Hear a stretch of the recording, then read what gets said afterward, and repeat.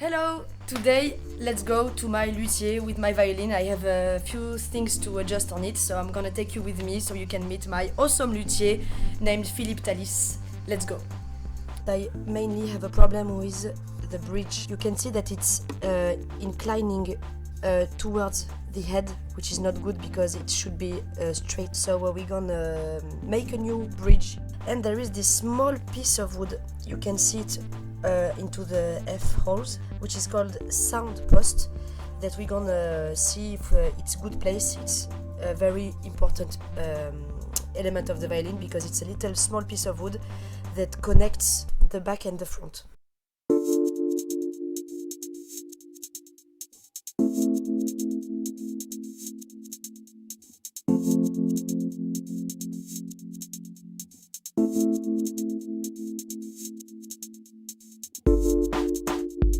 Making a new bridge for a violin.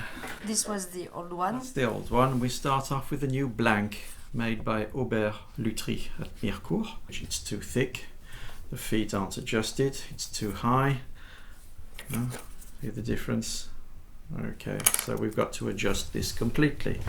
So, half a crayon and follow the violin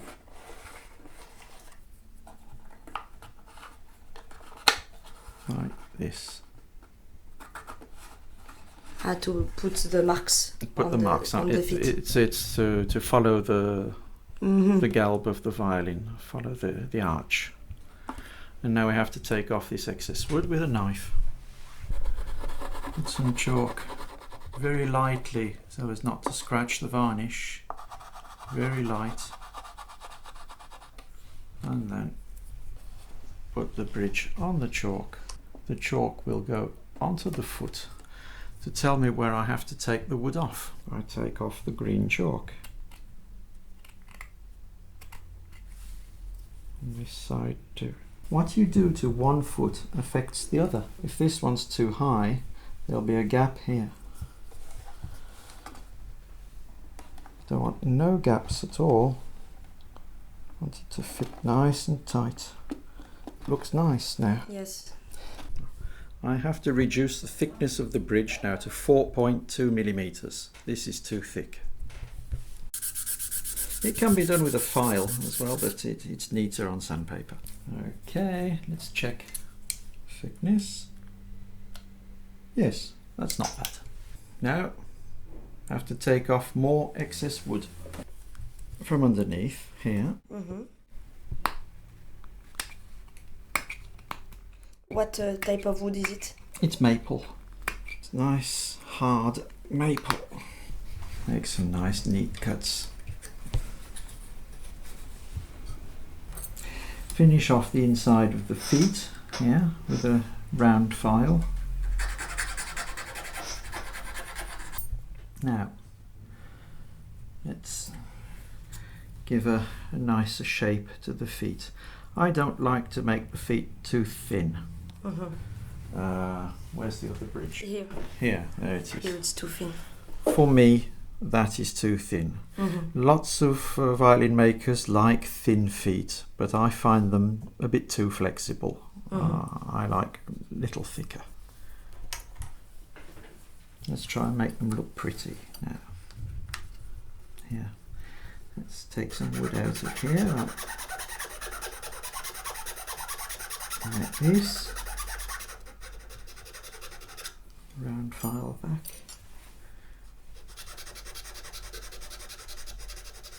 Bit of the chalk and clean the violin a little bit. There's quite a lot of rosin deposits. Rosin, Rosin remover. Dissolve rosin. Dissolves rosin, yes.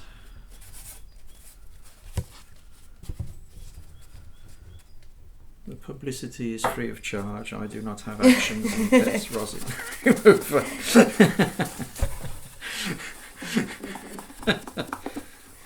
See? Rosin deposit and dirt. And dirt. Dirt attracts, well, rosin attracts dirt. Yeah, well, that's a lot better. Nice, clean violin. Yes. with no green chalk and no varnish scratches. You can still see the trace where the bridge has left its mark on the table, but that's okay. All violins have that. Yeah. Okay. You see, I've taken some excess wood off here. It was straight before, now it's curved. I like to take some excess wood off here as well, like this.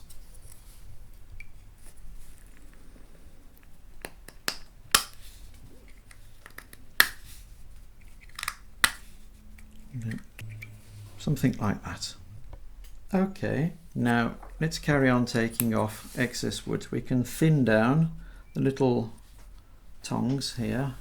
I use a 3mm chisel and just do this. Now, if you're scared of breaking them, you have to start on this end here, like this, very lightly, and then move back like this. That way you can cut the wood without breaking. The other side, the front first. I'll be careful now because it's very thin on the other side, you see. So start with the front and then work backwards. Up.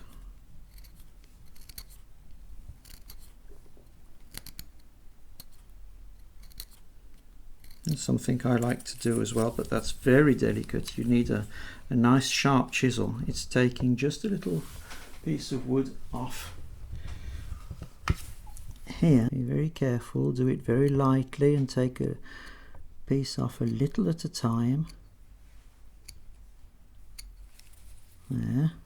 Yeah, it looks nice. And it gives it a nice diamond shape to the heart. There's a little trick that we use to give an optical illusion to make this look deeper. We don't cut deeper, we just make a mark on the surface of the bridge. See? It looks deeper and it's an optical illusion. Oh, what kind of knife did he use to cut inside? No, well, you don't cut inside, you just mark the surface. Okay, now we need our half pencil again. Put the bridge on the violin and mark the fingerboard. So the fingerboard is here, goes over here, like that. Now, I have a little bridge template. This is the normal standard distance from the string to the fingerboard. So I'll just put it on the bridge here. And the thickness of a normal pencil, which is 0.5 millimeter, will be enough to clear that. So the G string, the E string, and then I put the right way round on there. And normally, if everything goes well, I can take off all this wood. So I'll be very careful about it and just leave an extra something. To correct if necessary. To correct if necessary. It's rather be too high than too low. If too low, you have to throw it away and start again, of course. Okay, so I'll take that extra wood off with the saw. Okay, now the bridge is not the right thickness. See, it's thick here, thin here, and thick here. So we have to take some wood off the sides now. So I'll put it in. Look at my old one. Yes, that's right. To compare. The wood has been taken off here and here. So we put it in the little holder, a nice big file, and there we go.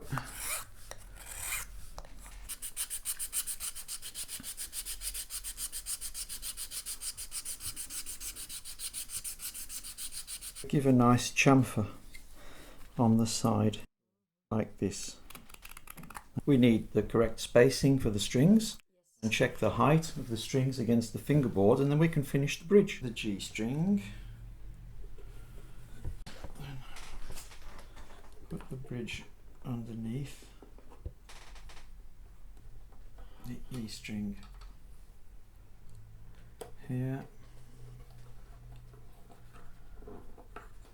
just to put it in place to start off with. Now we need to know the distance from 1 to 4, 1 to 4.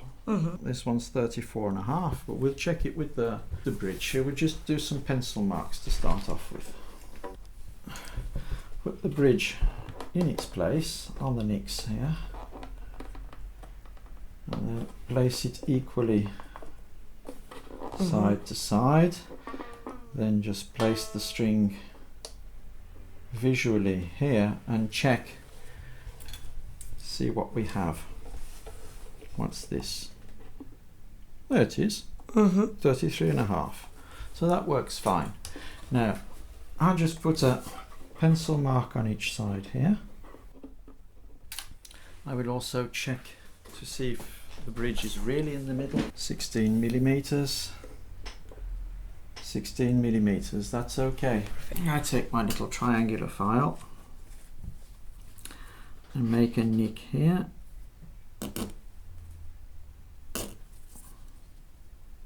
And here. Now I measure what we've got again, just to check. We got 35. So 35 divided by 3 is 11 and something. I don't have to know that exactly, you'll see why. Let's just put 11 and something. Now if I measure from this side, I make a mark here, and then a mark here, and then I start again from the other side, and that will give me 2 different marks, 2 different places. So I put the file exactly in the middle.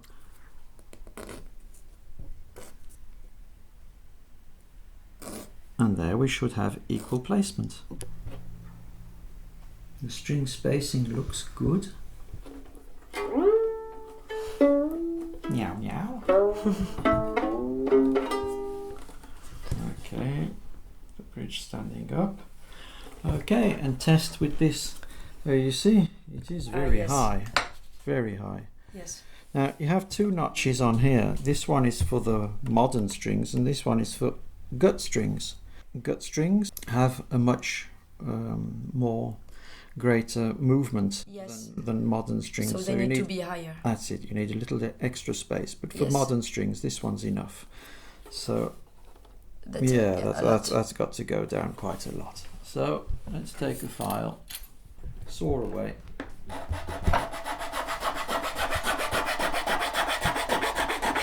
Once you've taken off all the extra wood with a knife, you can always file down. Now it's nice to leave the string slightly high on the bridge. For instance, this notch would be half. In depth it will be half of the width of the string, so the string will not jump out of its place, but not too far down into the bridge so it won't have too much friction. Now why am I doing this? Why am I taking the wood off the top of the bridge? Violinists use what's called a mute to make the sound a lot softer, and the mute is placed on top of the bridge. Well, this is a normal classical mute and it's placed on top of the bridge like this to make a quiet sound, muffled sound. Well, anything that you place on top of a bridge will make a muffled sound. You can even try a clothes peg like this. You see, if you put that on top when you play, it'll change the sound completely. You can put it here also and it'll change. So anything that is on the top of the bridge will give a mute sound. So if we want a clear sound from the violin, don't leave too much wood. But if the violin is a bit too bright, you can leave a little bit more wood here. So you can adjust the sound just by taking off more or less wood. There we are. Make sure it doesn't cool too much. Get it the right way round as well. Don't sign backwards. Up. Here we are. Little wiggle left to right. Yeah, that's good. This is a nice old bridge. The wood is very dry and it already has some oxidation on it. Normally new wood is quite white. and so we're going to give a little oil treatment to this bridge, and you'll see how nice it will look afterwards. Petrol and tung oil. Put it on and look at this lovely old colour that it gives to it. Yes. It looks as if the bridge was put on 50 years ago. And put it everywhere. And there we have a nice bridge. Very nice. Now put the bridge in the right place, on the nicks here and in the middle, and stand it up and tune the violin. Let's talk about the sound post. The sound post is a piece of wood that goes between the table and the back, and that is very, very important for the sound. If you take the sound post out, it sounds like an old duck, quack, quack, quack, quack, quack, like that. And if it's too near the bridge, the sound is a bit sharp, and if you put it further back, you get more resonance, but you get a more nasal sound. So you adjust the timbre of the sound by putting it more forward or backwards. It's not glue to it's not glued. The piece is living, so it can fall. Yes, well, you'll see how I adjust that now. Now, this sound post needs adjusting because it's not standing up straight. It's as you can see, it's leaning to one side. Yes. So here. that'll need adjusting. So I'll do the strings. So now I have this tool, the sound post adjuster. It's on this side. You stick this into the sound post. That way you can put the sound post in the violin, and then with the other side you push and pull on the sound post to adjust the place. So this one is already in place, it only needs just adjusting, needs bringing slightly nearer to the bridge.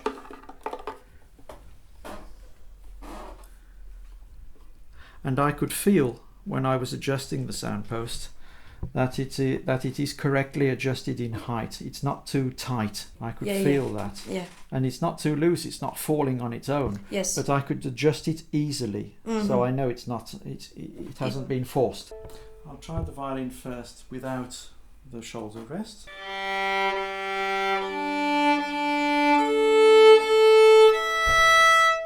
So the volume of the four strings is equal, so I know it's not too tight. I could feel that it wasn't too tight anyway when I was adjusting it, so that's okay.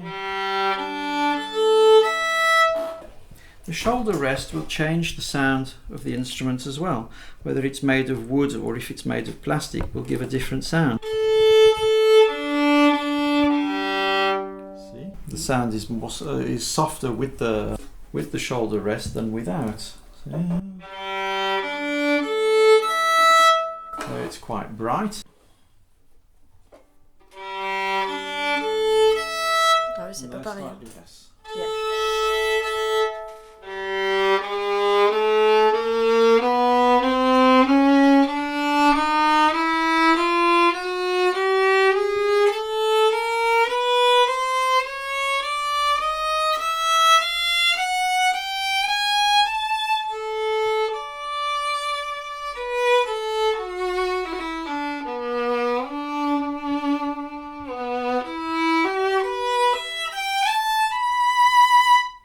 Nice.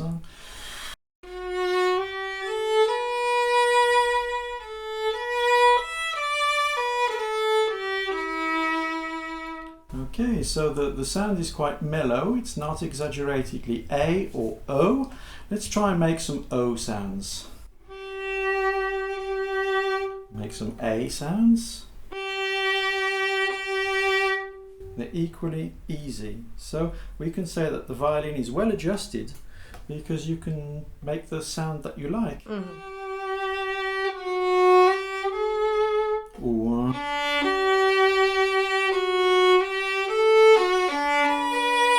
clear sound or a darker sound. And naturally just a normal... The volume is quite equal.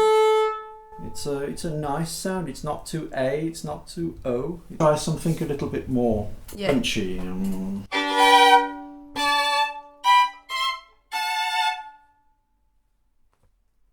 That sounds quite nice. I think that's okay. Me too. You too? Good. I'm happy.